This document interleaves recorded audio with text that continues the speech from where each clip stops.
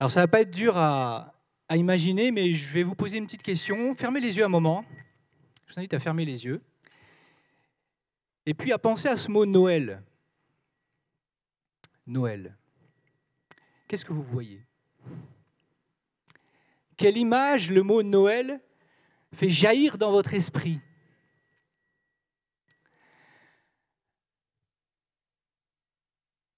Ah, faut que je change le micro?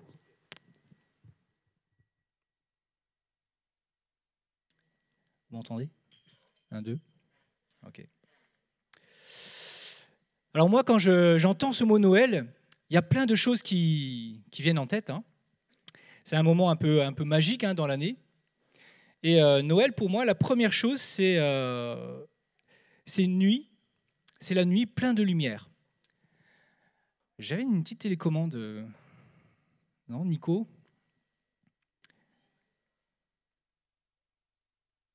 Je devais avoir une télécommande pour vous montrer des images. Est-ce qu'elle est où est-ce qu'elle est, cette télécommande? Ah, pardon. Oh. Imaginez. Une nuit avec une constellation d'étoiles. Elle arrive.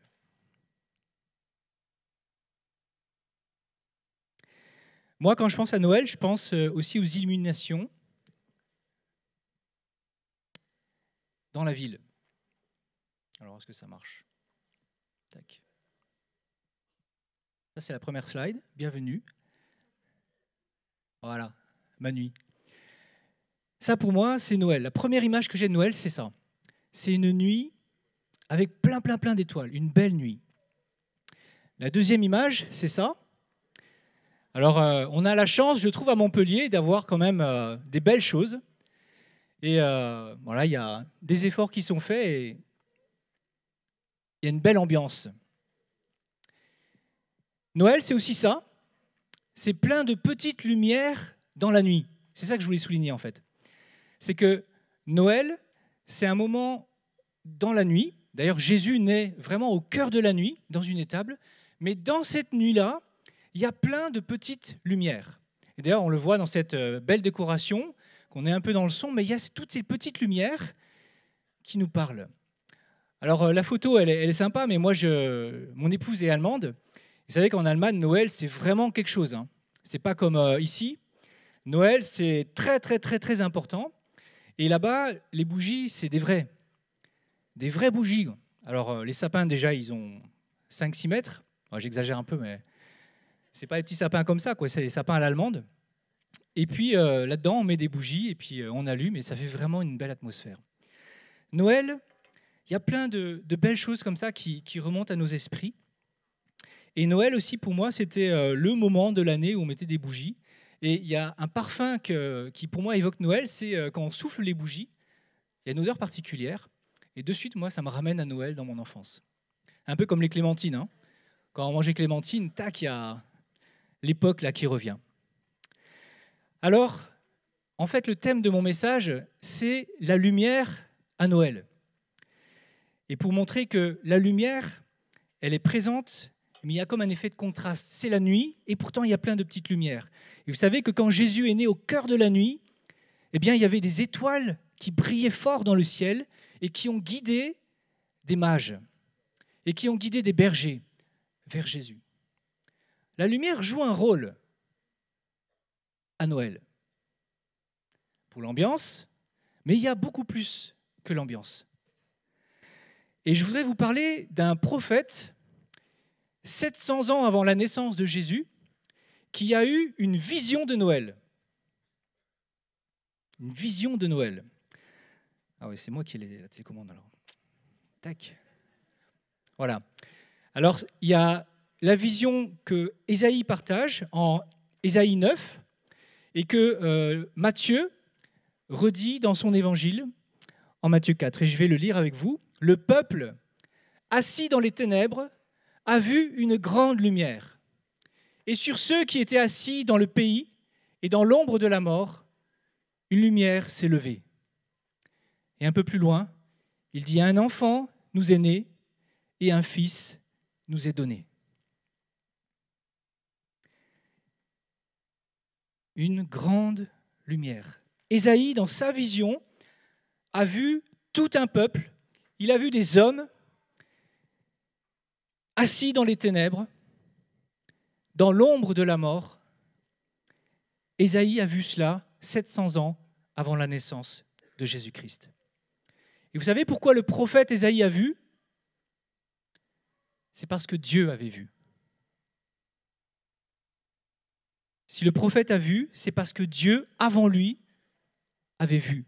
En fait, c'est Dieu qui voit les hommes. Et il voit les hommes dans leurs ténèbres. Il voit les hommes plongés dans la mort, dans la douleur et dans la souffrance. Dieu avait vu cela.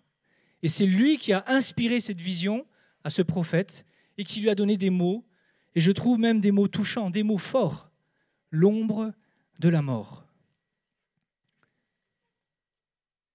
Et ce que je veux dire ce matin, c'est que nos ténèbres, nos douleurs, nos souffrances, Dieu est celui qui les voit. Il voit tout cela. Il voit le monde. Dieu n'est pas loin de ce monde. Dieu n'est pas celui qui a créé le monde et puis après, débrouillez-vous. Non, Dieu a le regard sur ce monde qu'il a créé et qu'il a aimé. Nous, et il voit. Un autre passage qui se rapporte à cette vision d'Ésaïe, c'est rapporté dans Luc, qui nous dit « L'ardente compassion de notre Dieu. C'est par elle que le soleil levant nous visitera d'en haut, pour éclairer ceux qui sont assis dans les ténèbres et dans l'ombre de la mort, et pour diriger nos pas dans le chemin de la paix. » En fait, ce qui motive Dieu pour les hommes, c'est son ardente compassion. Et littéralement, en fait, c'est les entrailles de miséricorde. C'est quelque chose qui est au plus profond de Dieu et qui le remue de voir les hommes dans cette douleur, dans cette nuit et dans ces ténèbres. Et c'est ça qui le pousse à agir. Et vous savez, Noël, bien sûr, c'est des cadeaux, c'est des sapins, c'est une fête. Mais avant tout cela, Noël, fondamentalement, c'est un jour où Dieu est intervenu dans l'histoire des hommes. C'est un jour où Dieu est intervenu dans l'histoire, dans votre histoire, dans mon histoire. Là où les hommes souffrent, là où les larmes coulent ou sont retenues, Dieu voit et Dieu vient. Vous savez, dans ce texte que j'ai lu en premier, un fils nous est donné. On le chante dans ces chants de Noël et parfois on le chante avec carrément de l'insouciance. C'est joyeux, on voit le petit enfant dans la crèche, on dit « c'est mignon, un fils nous est donné ». Mais qu'est-ce que c'est lourd de sens pour Dieu? Si on s'arrête et si on réfléchit à cela, Dieu a donné son Fils, précieux, aimé et unique. Et il l'a donné pour nous. Parce qu'il avait vu. Il a vu notre vie. Il a vu nos peines. Et un Fils a été donné pour cela. Combien Dieu nous a aimés pour donner ce qu'il avait de plus précieux. Combien il t'aime, combien il m'aime pour donner ce qu'il a de plus précieux, son Fils. Noël, c'est un moment où Dieu montre toute sa compassion. C'est un moment qui montre, qui prouve l'amour de Dieu. Il donne son Fils. Et ce Fils, il nous rejoint. Il te rejoint. Vous savez, Dieu n'est pas celui qui nous regarde de loin, assis sur son trône, et puis on le prie, et puis il daigne nous répondre. Non, non, Dieu n'est pas comme cela. Dieu, au contraire, est celui qui est touché par nos peines, touché par ce que nous vivons, et qui vient, il nous rejoint. Et vous savez, le mot compassion signifie littéralement souffrir avec. Et Jésus est celui qui a traversé le ciel, qui a quitté la gloire du ciel pour venir nous rejoindre dans notre condition, tout auprès de nous, pour souffrir avec nous. Alors si votre image de Dieu, je ne sais pas quelle est-elle ce matin, mais c'est celle d'un Dieu un peu absent, un peu loin de vous, un peu indifférent à votre vie, à celle de notre société qui, en ce moment même, exprime beaucoup de souffrance, de douleur et de colère. On peut croire que Dieu est indifférent et loin des hommes. Mais Noël dit l'inverse. Noël dit « je viens ». Je viens parce que j'ai compassion, parce que je souffre avec vous et je viens. Vous savez, il y a une très belle phrase que j'aime beaucoup en Apocalypse 21 qui pour moi résume le cœur de Dieu. C'est écrit en Apocalypse 21, « Il essuiera toutes larmes de leurs yeux ». Et c'est répété plusieurs fois. Dieu est celui qui essuiera toutes larmes de vos yeux. Et en quelques mots, on voit combien Dieu est préoccupé par nos vies, par votre vie et par ce que nous voyons. Et vous avez peut-être ce matin des larmes dans vos yeux. Vous ne les montrez pas, mais Dieu les voit. Oui, c'est Noël, c'est la joie, c'est la fête à l'extérieur. Mais peut-être qu'au-dedans de vous, ce n'est pas ça. Peut-être qu'au-dedans de vous, il y a une souffrance qui est là, qui est tenace et qui vous tire vers le bas. Et ce que je voudrais vous dire, c'est que si vous vous reconnaissez dans ces versets et vous vous sentez comme assis dans les ténèbres, dans l'ombre de la mort,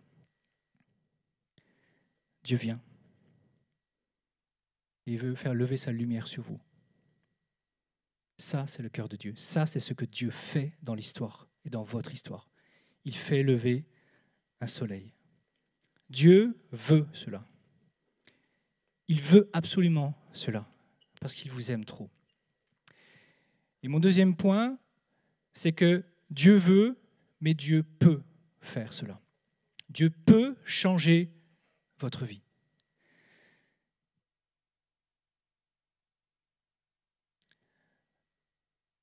L'apôtre Paul dit en 2 Corinthiens 4, « Car Dieu qui a dit, la lumière brillera du sein des ténèbres, a brillé dans nos cœurs. » Des mots simples. Des mots simples. Dieu qui a dit un jour, c'est-à-dire à la création, le jour où il a créé la terre et toutes choses, la lumière brillera du sein des ténèbres. Ce Dieu-là a dit encore, il a brillé dans nos cœurs. Il veut briller dans nos cœurs. La lumière, dans la Bible, est associée à Dieu. La lumière vient de Dieu. Et d'ailleurs, on a avec le soleil une très très belle image pour présenter Dieu, pour parler de Dieu, de ce Dieu trinitaire. Vous savez, c'est un peu mystérieux. Père, Fils, Saint-Esprit, 3, 1. Comment expliquer cela ? Le soleil offre une très belle image. Alors, les images sont toutes imparfaites, mais j'aime bien cette image et je vais vous la donner. C'est que le Père est comme le soleil, c'est-à-dire il est à la source de tout ce qui est chaleur, de tout ce qui est lumière. Et vous savez que la Terre dépend du soleil. Sans soleil, l'humanité est effacée en quelque temps. Et Dieu est comme ce soleil, c'est la source de toute lumière, de toute chaleur. Mais le soleil est loin. Le soleil, c'est 150 millions de kilomètres de la Terre. Mais pour parvenir jusqu'à la Terre, ce que fait le soleil, c'est qu'il rayonne. Et il y a ces rayons qui traversent ces 150 millions de kilomètres jusqu'à la Terre pour nous rejoindre. Et ça, c'est une image pour le Fils. Le Fils qui est celui qui quitte le ciel. Là, il était avec le Père, et il quitte le ciel pour venir jusqu'à nous rejoindre. Ces rayons lumineux qui traversent. Et puis, cette chaleur que l'on ressent. Alors nous qui habitons cette si belle région, on a des plages. Et l'été, on sait ce que c'est d'être sur la plage, on est au soleil et c'est agréable. Il y a cette chaleur, il y a cette belle luminosité. Eh bien ça, c'est une belle image aussi pour le Saint-Esprit. C'est ce que nous vivons ici sur terre, ce que nous ressentons, cette chaleur à l'intérieur. C'est une belle image pour parler du Saint-Esprit, qui est cette personne sensible de Dieu et qui amène cette puissance dans nos vies. Et cette lumière, dans la Bible, elle vient en 3 étapes. Il y a comme une progression dans l'histoire que nous donne la Bible d'une lumière qui vient en 3 étapes. La première étape, le premier acte de cette lumière, c'est la création. On lit dans Genèse, il y a la création, elle est informe, elle est vide, c'est le chaos, il y a les ténèbres qui couvrent toute la surface de la terre, et là, Dieu dit que la lumière soit, et la lumière vient. Et la lumière vient s'imposer sur les ténèbres. Et aucune résistance n'est possible. Les ténèbres ne peuvent pas résister à la lumière. La lumière s'impose et vient. La lumière, ici, manifeste la toute-puissance de Dieu. Et cette lumière, on le sait, sur la création, amène la vie, la chaleur, et aussi les couleurs. Alors, j'ai l'occasion d'enseigner la physique à des jeunes au lycée. Et je me rappelle, une fois, j'enseignais des jeunes, alors c'était en lycée professionnel, au CAP, et un jour, je leur ai expliqué, c'était un cours de physique, que les objets n'ont pas de couleur en eux-mêmes. Et là, ils m'ont regardé, ils ne m'ont pas cru. C'était vraiment drôle, ils ne m'ont pas cru. Et j'ai dit, mais si, c'est pas parce que tu vois cet objet bleu que l'objet est bleu. En fait, c'est la lumière qui fait que l'objet absorbe toutes les lumières, sauf le bleu, il rejette le bleu. Donc ce qu'on voit, c'est bleu. Donc les lumières, les objets n'ont pas de couleur en eux-mêmes, mais c'est la lumière qui amène les couleurs. Je crois que ce jour-là, ils ne m'ont pas cru. Je l'ai vu dans leurs yeux. Ils ne m'ont pas cru. C'est des beaux moments d'enseignant, ça. Cette lumière qui vient de Dieu amène l'amour, la vie, la chaleur et la couleur. Mais on connaît l'histoire, c'est notre histoire, que la création est devenue malade. Les êtres humains n'ont pas su garder ce que Dieu avait donné et créé de si beau. Et donc on s'est effondré. Et la douleur, la mort, les souffrances, tout ça a multiplié. Et c'est pourquoi Dieu ne s'est pas arrêté là. Il y a un acte 2 à la venue de la lumière. Cet acte 2, c'est Noël. Parce que Jésus est décrit clairement comme ce soleil qui vient et qui éclaire l'humanité plongée dans l'ombre et dans les ténèbres. C'est l'acte 2. Jésus, la lumière qui vient. Et puis l'acte 3, eh bien je dirais, c'est aujourd'hui. Pour certains d'entre nous, ici dans cette salle, c'était hier. Pour d'autres, peut-être ce sera demain. Mais peut-être que pour vous, ce matin, c'est aujourd'hui, cet acte 3. Parce que ce verset de Paul, elle dit « La lumière a brillé dans nos cœurs ». La lumière a brillé dans nos cœurs, pas à l'extérieur. On peut s'arrêter à Noël, lumière dans la ville, lumière dans les magasins, lumière dans les films, lumière dans les décorations. Mais peut-être que dans ton cœur, les choses restent à l'ombre. Peut-être que dans votre cœur, c'est la nuit. Il n'y a pas de chaleur, il n'y a pas d'amour. Et la volonté de Dieu, ce qui est dans les entrailles de notre Dieu, c'est d'amener cette lumière jusque dans ton cœur. Pas à côté de toi ou autour de toi, pas dans les autres, en toi, aujourd'hui. Dieu est ton créateur. Et il l'est toujours aujourd'hui. C'est le créateur de ta vie. Et où que tu en sois, quoi que tu aies fait, Dieu peut recréer ta vie aujourd'hui. Il est le Dieu créateur. Il t'a créé une fois, il peut te recréer une deuxième fois, une troisième fois, une quatrième fois, autant de fois que nécessaire. Dieu veut créer dans ta vie. Dieu veut amener des choses dans ta vie.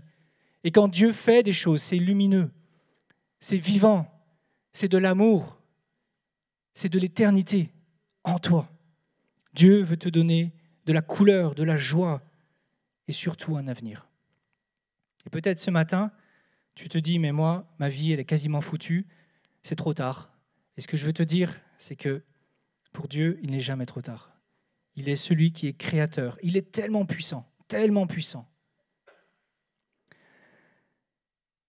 Et ce mouvement d'un lever de soleil, cette image que Ésaïe a vue 700 ans avant, un soleil se lève sur l'humanité. Vous savez, ce soleil, cette levée de soleil, c'est inexorable. Rien ne peut arrêter ça. même pas les hommes, rien. Personne ne peut empêcher ce lever de soleil ordonné par Dieu de se lever sur notre humanité. Ce soleil qui a commencé à poindre le jour de Noël, il ne fait que monter, que monter, que monter. On ne le voit pas encore. Et pour les enfants de Dieu, ils le sentent, ils le voient. Le soleil se lève, le jour se lève. Et personne ne peut empêcher cela, personne, sauf toi. Personne sauf moi. Et si je voulais résumer le fardeau que Dieu avait mis dans mon cœur pour ce matin, c'est laisse Dieu briller en toi. Laisse Dieu briller en toi. Dieu veut briller en toi, mais il te faut le laisser faire. Ne laisse pas Dieu briller sans toi. Ne laisse pas cette lumière venue pour toi passer à côté de toi. Laisse parce que Dieu ne force jamais la porte de nos cœurs. Il nous respecte tellement. On ne peut pas s'appeler Dieu d'amour et ne pas respecter. Dieu nous respecte. Et je crois qu'on peut être chrétien et avoir accueilli Jésus en nous, mais pourtant, il y a des zones de nos vies qui restent à l'ombre et que nous gardons à l'ombre. Pourquoi ? Parce que l'être humain est mystérieux, nous sommes complexes et mystérieux, mais il y a peut-être de la honte, peut-être de la peur, peut-être de la colère, peut-être le refus de pardonner parce que la douleur est trop intense. Et toutes ces choses font que des parties de nos cœurs restent dans les ténèbres. Je trouvais intéressant de remarquer que la lumière ne vient pas des hommes. La lumière ne se trouve pas sur la terre. Cette lumière dont nous parlons ce matin, c'est une lumière qui vient du ciel.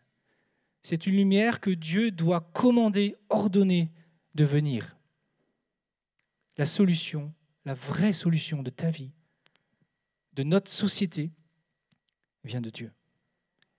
Elle vient de cette lumière. Et d'autant plus en ce moment avec ce qui arrive en France et qui est grave, sérieux, et nous sommes tous interpellés par ce que nous voyons. Moi, je suis touché de voir qu'il y a des gens qui expriment de la peine, de la douleur, de la colère. Ils disent « il y en a marre ». Je fais référence à tout ce mouvement Gilets jaunes, bien sûr. Et je crois que cette douleur-là, oui, bien sûr, l'État peut faire des choses. Et j'espère que l'État entend et prendra des décisions sages, et nous prions pour cela. Mais au plus profond de cette douleur, il y a quelque chose que l'État ne pourra jamais faire, que les hommes ne pourront jamais faire, que les médecins ne pourront jamais faire, même les plus meilleurs des psychologues ne pourront jamais faire. Cette douleur, cette souffrance au plus profond de nous-mêmes, c'est parce qu'il y a une lumière qui nous manque. Il nous faut Dieu dans nos vies. Il nous faut cette vie, cette chaleur, cet amour, cette lumière en nous. La solution vient de Dieu. Alors, j'aime bien illustrer ce que je dis et j'ai pensé à ça, j'ai vu ça, je me suis dit, tiens, c'est parfait, pour illustrer ce que je veux vous dire. Nous sommes faits, nous avons été créés pour porter une lumière en nous. À l'image de ça, je ne sais plus comment ça s'appelle, lanterne. En fait, nous sommes tous des belles lanternes. Nous avons été créés pour accueillir en nous une lumière. Seulement, en général, un être humain, il est influencé, il reçoit la couleur, il reçoit la lumière des autres, des événements, de ce qui l'entoure, mais il est éteint en lui-même. Nous sommes éteints. Parce qu'il n'y a qu'une seule lumière que l'homme a été créé pour accueillir, c'est Dieu. C'est cette lumière en nous.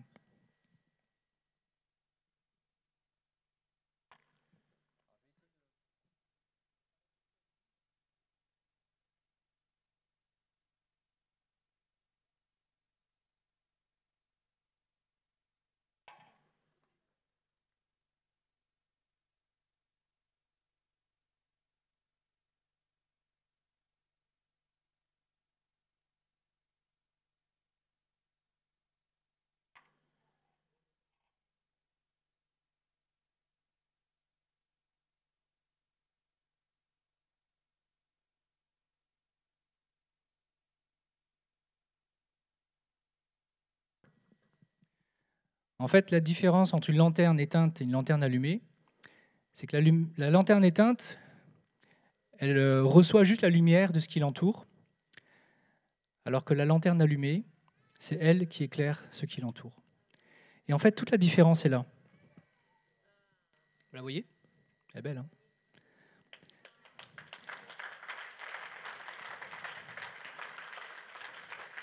Alors c'est simple, hein, comme illustration, mais en fait les illustrations marchent bien pour se souvenir, et c'est ce que je voulais faire avec ça ce matin. Il y a quelques années, j'ai prêché à un groupe de jeunes, et j'avais pris une pomme pour illustrer mon propos. Et puis quelques années plus tard, j'ai recroisé un de ces jeunes, et je me dis, mais on s'est vu quelque part, je suis sûr de vous avoir vu. Et puis il me dit, oui, la pomme. Alors j'espère que vous vous souviendrez du message à travers la lanterne.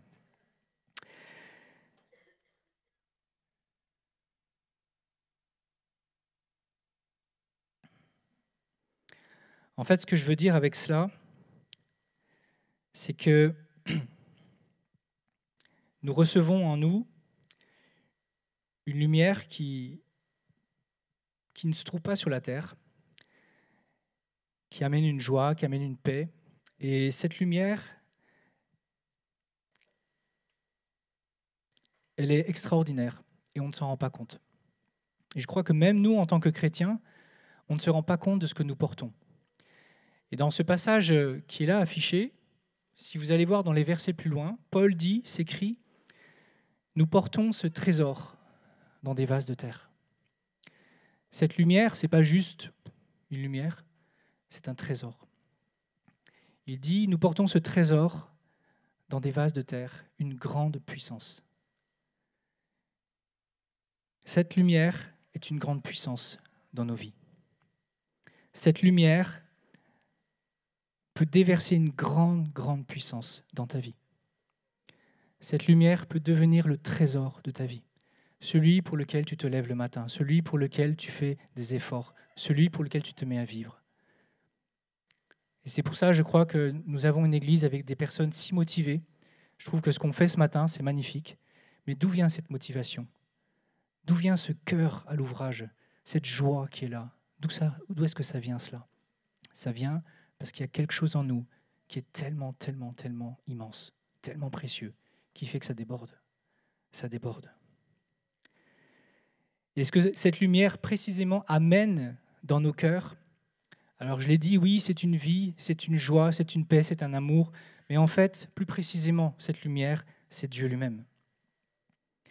Dieu, c'est la source du bonheur. Ce bonheur que nous recherchons tous en tant qu'êtres humains, ce bonheur que ces personnes qui manifestent dans les rues en ce moment manquent.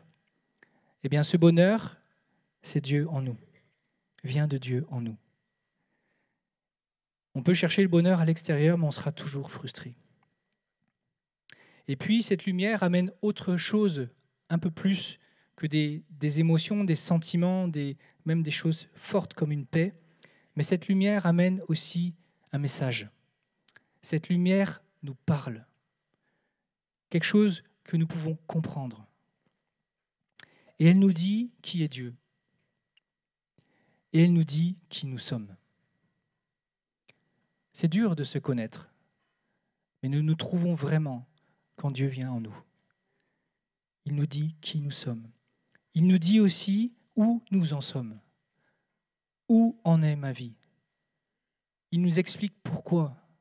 Pourquoi ça? Pourquoi comme ça? Pourquoi ces souffrances? Et parfois, quand Dieu ne nous explique pas précisément les choses, il nous donne une paix, une consolation qui nous rend capables de supporter. Et c'est un peu comme aller chez un médecin, vous savez. Un médecin, quand on se sent malade, et puis on va chez un médecin, et puis il y a quelque chose, il nous dit, il nous fait un bilan de santé, un diagnostic. C'est dur parfois d'entendre la vérité sur nous-mêmes. C'est dur d'entendre un médecin nous dire des choses qu'on ne veut pas entendre. Mais pourtant, on en a besoin. C'est le seul moyen de guérir. C'est d'accepter d'entendre le diagnostic. Et ce que cette lumière vient, le message qu'elle nous dit, c'est le diagnostic sur nous-mêmes. Et ce diagnostic n'est pas pour nous condamner, n'est pas là pour dire « tu as fait ça, eh bien tu vas payer ». Au contraire, Dieu nous parle. Il dit la vérité sur nos vies pour nous en faire sortir, pour qu'un soleil se lève sur nos vies, pour nous montrer un chemin de sortie, un chemin vers un avenir. La lumière nous parle.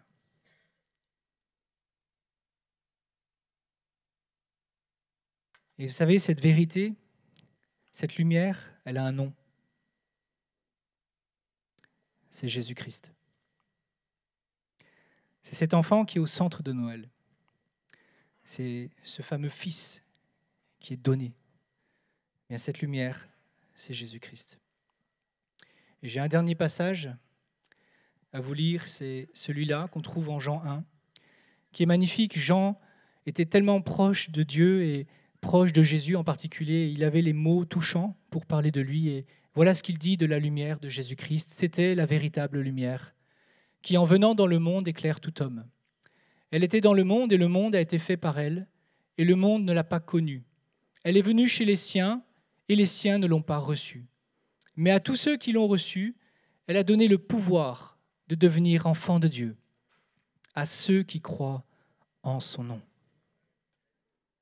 La lumière vient, et elle peut venir dans votre vie quand on se met à croire. Quand on se met à croire et à invoquer le nom de cette lumière, Jésus.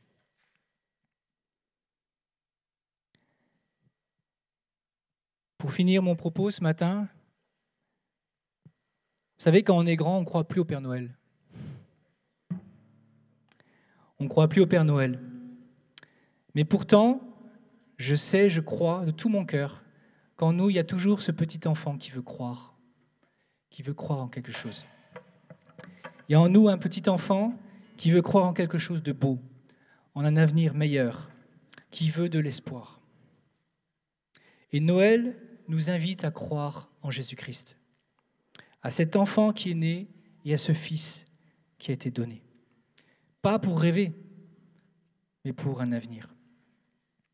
Alors, cette lumière peut venir dans votre vie, elle peut augmenter d'intensité dans nos vies en tant que chrétiens, en croyant en son message. Noël nous invite à croire en Jésus.